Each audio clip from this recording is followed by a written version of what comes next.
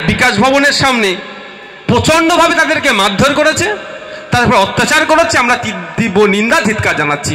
ভাই আপনারা বলুন আমরা কোন সমাজে পৌঁছেছি? আমাদের কথা বাদ দিন, আমরা বিরোধী রাজনীতি করছি, ধরবে, জেলে দেবে, এ করবে। 18খানা মতো কেস আমার নামে হয়ে গেছে, 18টা। বুঝতে পেরেছেন তো? কথায় আছে না, দেখবেন গ্রাম্য এলাকাতে এটা বেশি চলে যে জন্ডিস হলে আগে একটা দিত, এখন মালা দেয় কি? এখানে আছে, এখন সব আপডেটেড হয়ে গেছে না? আছে আছে তো মালা দেখবেন জন্ডিস পড়লে হলে মালা দিত। মালাটা যত বড় হবে পায়ের দিকে যখন নেমে যাবে তার মানে তার জন্ডিস ভালো হয়ে গেছে। তো আমার ওই রকমই আমি ভেবে নিলাম, আমার এখন মালা দিচ্ছে, এই একটা করে কেস, একটা করে গোলাপ ধরছি। 18টা দিয়েছে মানে আমার মালা বড় হচ্ছে, যখন পায়ের কাছে নেমে যাবে জানবো আমি নেতা হয়েছি, তখন ও কেস দিয়ে যাক আমাকে। তো ও নিয়ে আমি ভাবি না। কিন্তু আপনারা বলুন, বিরোধী পিটিয়ে লাল করে দিচ্ছে, এ করছে, হ্যান করছে, তান করছে। আমার আফতাব বলল বাস্তব কথা, আপনার যেটা ঘটনা ঘটেছে আপনাদের শ্যামপুরে কোনোদিন কাঙ্ক্ষিত নয়, কোনোদিন এর ঘটনা আমরা বিরোধিতা করি। একটা ঘটনা ঘটেছে, একটা ছবিকে রাখাকে কেন্দ্র করে হয়েছে, সেখানে বসে আলোচনা করে মীমাংসা করতে হবে। এটা সুষ্ঠু সমাজের কথা। ইচ্ছাকৃতভাবে অনিচ্ছাকৃতভাবে রেখেছে, হ্যান করেছে, কাছে অন্যায় করেছে, তাই আইন আদালত বিচার ব্যবস্থার মাধ্যমে শাস্তি পাবে। এটা হচ্ছে সিস্টেম, এটাকে ব্রেক করা হচ্ছে।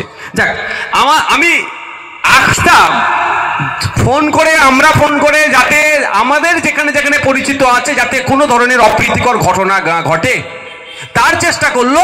1 নম্বর আসামি হিসাবে আফতাবকে দান করিয়ে দিল। কি হয়েছে? জামিন নিয়েছে। আমি বলতে পারতাম যে পুলিশ অফিসারগুলো, আমি নাম বলবো না, যারা আমাকে ফোন করে বলেছিল একটু দেখুন, চেষ্টা করুন যাতে কন্ট্রোল করা যায়। আমরা সবসময় শান্তির পক্ষে থাকি, চেষ্টা করেছি। তাকে কিন্তু আমি রিপিট ফোন তাকে ঘুরিয়ে ফোন করে বলিনি যে আমরা থামালাম, চেষ্টা করলাম যতটা থামানো যায়, আর যে ওখানে মুখ্য ভূমিকায় ছিল তাকে 1 নম্বর অ্যাকুইস্ট করে দিলেন। আমি কিন্তু ওটা বলিনি। কেন বলিনি বলুন তো? এক মাগে সিট যায় না।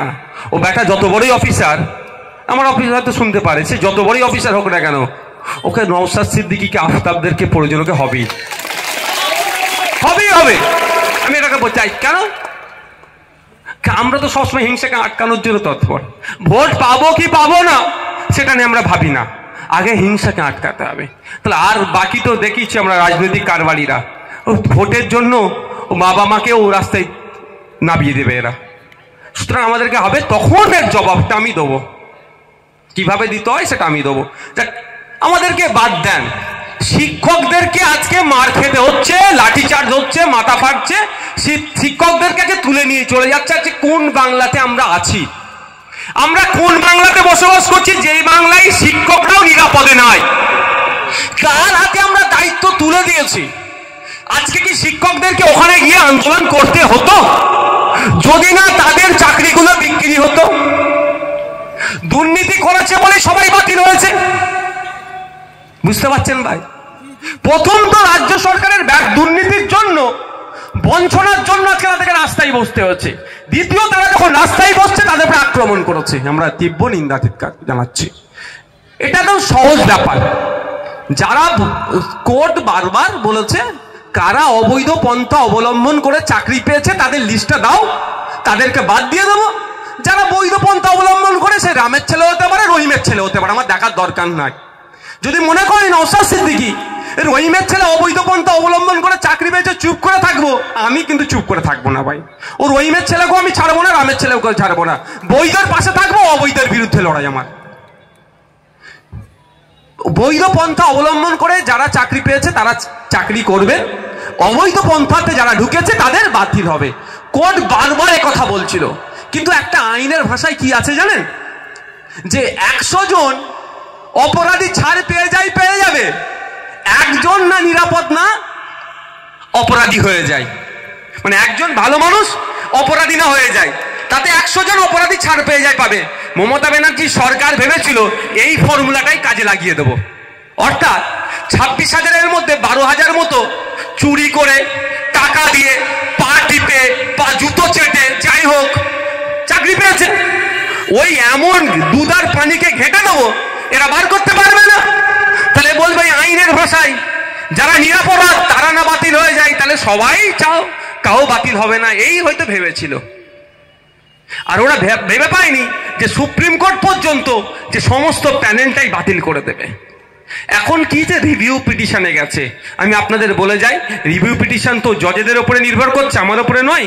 কিন্তু আমাদের দেশের সুপ্রিম কোর্টের যদি আপনি লিস্ট দেখেন, আজ পর্যন্ত সুপ্রিম কোর্টে যত রিভিউ পিটিশন হয়েছে তা পার্সেন্টেজ দেখলে বুঝতে পারবেন এই রিভিউ পিটিশন টিকবে না, 31শে ডিসেম্বরের পরে সব কুল্লু খালাস হয়ে যাবে। বুঝতে পারছেন তো? তাহলে এর দায়টা কে নেবে? রাজ্য সরকার। তো এত হই হই করার কিছু দরকার ছিল না, এখনো নাই। শুধু ওয়েবমাস্টার যে 22 লক্ষ আছে পাবলিক ডোমিনে আপলোড করে দিচ্ছি, প্রথম কথা। আর দ্বিতীয় কথা হচ্ছে, ভাই কতজনের কাছ থেকে মাল নিয়ে তুমি চাকরি দিয়েছো সেইগুলোকে বাদ দিয়ে দাও। এইটুকু করে দিলে আপনার আমার বাড়ির যেটা শিক্ষিত ছেলে, মেধাযুক্ত ছেলে, যে মেধার ভিত্তিতে চাকরি পেয়েছে, তাহলে সে আবার চাকরিতে জয়েন করবে। কেন করছে না? এটা ইজি কাজ তো, কেন করছে না? না করার কারণটা হচ্ছে, এই কালীনগরের কথা বলছি, এখান থেকে তো 6টা চাকরি বিক্রি হয়েছে। উলিবেড়িয়া থেকে চাকরি বিক্রি হয়েছে তো ভাই, উলিবেড়িয়ার কাছাকাছি মেদিনীপুর আর চাকরি বিক্রি হবে না? হ্যাঁ, মেদিনীপুর কেন বলছি বুঝতে পারছেন তো? তো কথা হচ্ছে আপনার চাকরি বিক্রি হয়েছে, 15 লাখ টাকায় চাকরি বিক্রি হয়েছে। যে এখানকার টাকাটা তুলেছে সে ক টাকা পেয়েছে ভাই? 1 লাখ টাকা খুব বেশি হলে। বাকি 14 লাখ এ ঘাট ঢোকাট করতে করতে ঘাটায় গিয়ে, ঠিক ঘাটে গিয়ে পৌঁছেছে। সেই ঘাট থেকে টাকা কোথায় আছে? ইউক্রেন, রাশিয়া, বেলজিয়াম, আপনার আবুধাবি, শারজা, দুবাই সব চলে গেছে, ওখানে বিজনেসে চলে গেছে। বুঝতে পারছেন? এবার বলুন, আপনার এলাকার যে 15 লক্ষ টাকাতে চাকরি করছিল তাকে যদি বাদ দেওয়া হয়, সে তো গিয়ে আগে কাকে ধরবে? যাকে 15 লাখ টাকা দিয়েছে, বলবে এই দেখ আমার চাকরি বাতিল হয়ে গেছে, টাকা ফেরত দে আমার। যখন আছে সে কত টাকা ফেরত দিতে পারবে? সে তো 1 লাখ টাকা এনজয় করেছে, বাকি 14 লাখ তো পাঠিয়ে দিয়েছে। সে খুব বেশি হলে মেরে কোটে 1 লাখ পারবে, 14 লাখ দাঁড় দেওয়ার ক্ষমতা আছে? আর সে তো যে টাকা 15 লাখ দিয়েছে, সে অন্য কাউকে কি চিনবে ভাই? আমি তোমার হাতে 15 লাখ দিয়েছি, তুমি আমাকে 15 লাখ ফেরত দাও, নাহলে পিঠের চামড়া তোমার তুলবো আমি। যখন এর পিঠের চামড়া তুলতে যাবে, মারের চোটে বাপের নাম বেরোবে। কি ভাই? তাহলে বড় নেতার নাম হক মুখ দিয়ে বেরিয়ে যাবে। বড় নেতার বেরোতে বেরোতে টপ লেভেলের অনেক নেতাদের নাম বেরিয়ে যাবে। তখন তো ঘেটে ঘ হয়ে যাবে, চোর চোর চোর চারিদিকে হবে, বেরোতে পারবে না বাড়িতে, চাকরি চোর চাকরি চোর। এখন যে বলছে সব ভাষা ভাষা বলছে, যে ও টাকা নিয়েছে চাকরি, ও টাকা নিয়েছে, ভাষা ভাষা বলছে। আমি বলছি চাকরি চুরি করেছে, কিন্তু আমি কিন্তু কারো নাম বলতে পারছি না। কারণ কেন? যে চাকরিটা যে কিনেছে সে তো বলতে পারছে না যে আমি ওকে 15 লক্ষ টাকা দিয়েছি। সে যদি বলে দেয় আমি অমুককে 15 লক্ষ টাকা দিয়েছি, আমি কাল থেকে বলতে শুরু করে দেবো, কারণ আমি ওর প্রমাণ তো ভাই অমুক জন আমাকে বলতে বলেছে, ও নিজে সাক্ষী। তো ওই হচ্ছে বড় নেতাদের নাম বেরোবে, জেল জরিমানা হবে, জেলে বসতে হবে। সেই জন্য কেন বাবা আমি আমার বড় নেতাদেরকে মারবো, অর্থাৎ ডুবিয়ে দেবো? থাক বাবা, ওদের বাঁচিয়ে নেবো। তাহলে কি করতে হবে? ভালো যে আপনার আমার বাড়ির ছেলেগুলো, যেটা যে 10 লাখ 15 লাখ টাকা প্রয়োজন নয়, মেধার ভিত্তিতে চাকরি পেয়েছে, তাদেরও নৌকাটা উল্টে দিল।